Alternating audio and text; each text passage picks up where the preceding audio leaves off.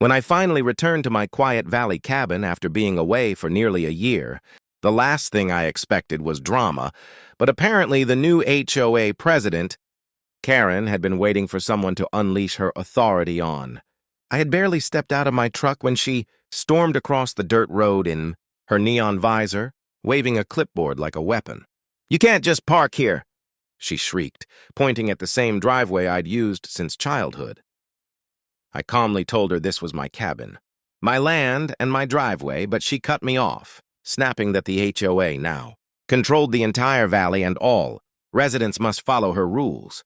That's when I realized she had no idea who I was. While I'd been gone, a group of new homeowners had formed a small hall for their cluster of houses near the entrance, and Karen had declared herself queen.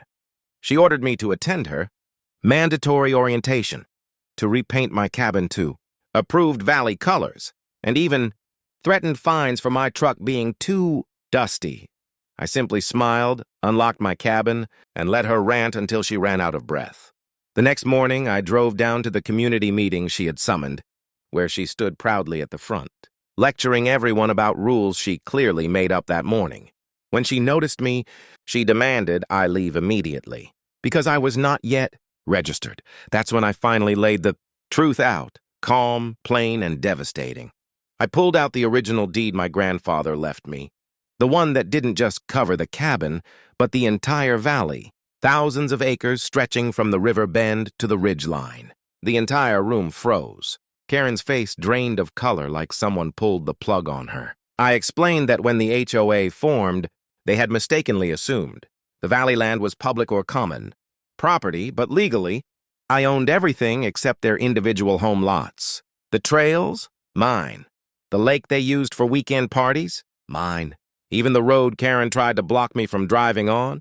Mine. Karen tried to argue, her voice shaking, until I pointed out that her own HOA rules required permission from the landowner, me, to operate. And I had never granted it. Within minutes, the HOA meeting fell apart as residents demanded answers, some furious at Karen for misleading them. Realizing her authority had evaporated, she tried one last desperate move, threatening to call the sheriff. I shrugged and told her to go ahead. I knew every sheriff in the county, and they knew the valley belonged to my family. When the deputy arrived, he took one look at the deed, then at Karen and said, "Ma'am, you don't have any jurisdiction here." That was the final blow.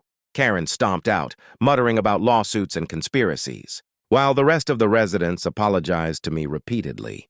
In the end, I agreed to let them keep their little show as long as they understood it existed on my land by my permission, not hers. And as for Karen, she put her house up for sale 2 weeks later.